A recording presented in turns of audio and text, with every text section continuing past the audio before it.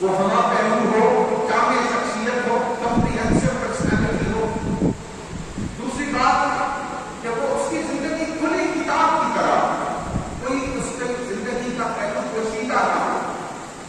تیسری اہم بات کہ اس کی تعلیم اور تلقین اور اس کا پریکٹیکل ایک دوسرے سے مطابقت رکھتا، یہ دونوں ضروری ہے، تعلیم اور تلقین بھی اور اس کا پریکٹیکل آسپیکٹ بھی ایک دوسرے سے مطابقت رکھتا ہو، ان اکارڈنس ہو۔ یہ نہیں کہ کہتا کچھ ہو کرتا کچھ ہو۔ مثالی شخص بھی ہے جس کا قول و فعل کا تضاد ہے۔ ابھی بات یہ ہے کہ اس کا عمل قابل تقلید ہو، لوگ کہیں کہ اس کی زندگی اور اس کا کام ایسا ہے کہ اس کو فالو کیا جائے۔ پانچویں بات کہ اس کی تعلیم محاسن اخلاق اور بڑی ہو، یعنی اچھے اخلاق والی باتیں ہوں، یہ نہیں کہ وہ ایسی چیزیں آپ کو سکھائے جس سے آپ کی مسلط ہی ڈیولپ ہو جائے۔ پھر یہ ہے کہ وہ خود اخلاق کے عالیہ کا بہتر ہو۔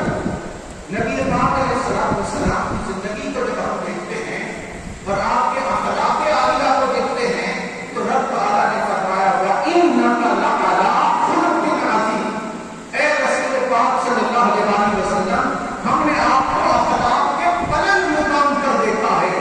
وہ دوست کیا، دشمن کیا، ہر کوئی آپ کے اخلاق عالیہ کی تعریف کرتا ہوا نظر آتا ہے۔ جب ہم ایک اور پہلو سے دیکھیں کہ اس کی تعلیم آسان ہو، پریکٹیکل ہو۔ رسول اللہ کی تعلیمات آسان بھی ہیں، پریکٹیکل بھی ہیں۔ اس کی تعلیم علم و بصیرت اور عقل و استدلال پر مبنی ہو، وہ مثالی شخصیت ہوتی ہے، وہ فلاح عامہ کا کام کرنے والا ہو۔ اس کی تعلیم ہر زمانے کے تقاضے کو پوری کرنے والی، ایسی شخصیت کی ہمیں کوئی اور نظر نہیں آتی، اور ایسی شخصیت مثالی شخصیت ہوتی ہے جو ہر شعبۂ حیات سے تعلق رکھنے والے کے لیے قابل مثال ہو، یعنی اسے پریکٹیکل ایگزامپل رسول اللہ صلی اللہ علیہ وسلم کی زندگی سے ملے۔ حضرات گرامی، جب ہم نسل انسانی پر نظر دوڑاتے ہیں اور انسانوں میں پھر انبیاء پر نظر دوڑاتے ہیں، اتنی جامع شخصیت جس کا ہر پہلو قابل تقلید اور قابل مثال ہو اور وہ روز روشن کی طرح ادا ہو، وہ سوائے کائنات میں محمد رسول اللہ صلی اللہ علیہ وسلم کے ہمیں کوئی نظر نہیں آتا۔ اب آپ دیکھیے، قرآن نے کہا کہ آپ اسوہ حسنہ ہیں۔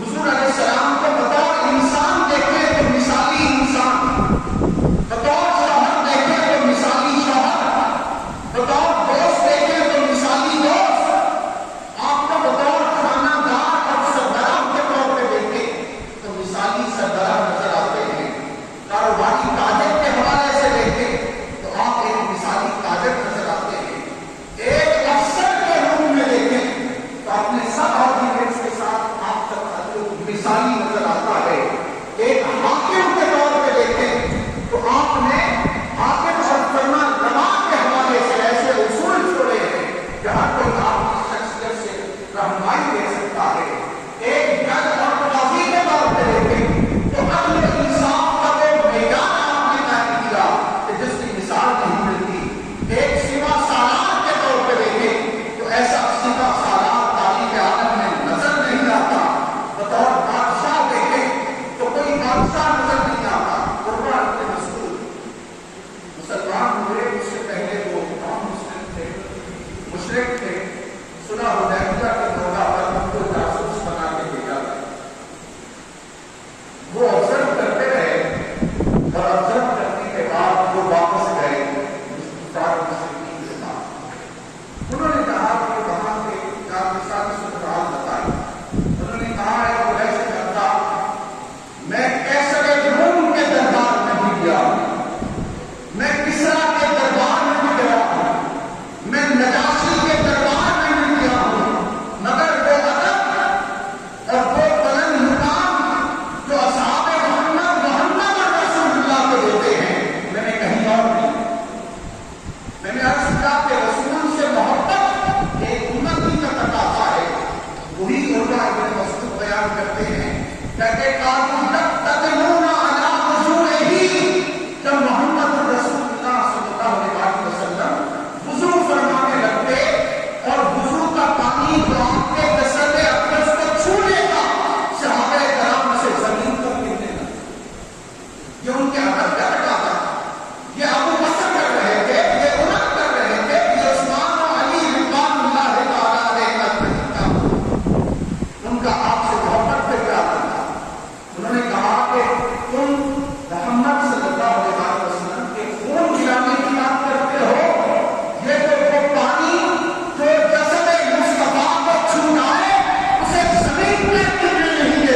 محمد رسول اللہ کا خود کیسے بڑا ہوگا؟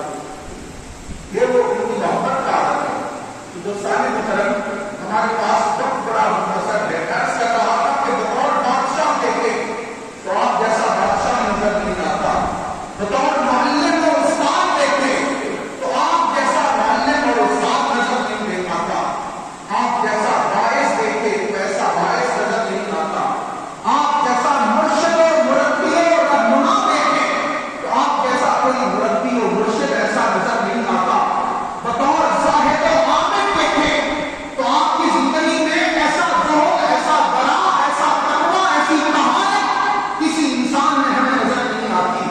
ایک مثالی پیغمبر کے طور پہ دیکھیں تو جہاں جہاں پر خدا کی خدائی ہے وہاں پر محمد مصطفیٰ صلی اللہ علیہ وسلم کی نبوت و رسالت ہے. یہ حضور علیہ السلام کی شخصیت کے چند پہلو ہیں.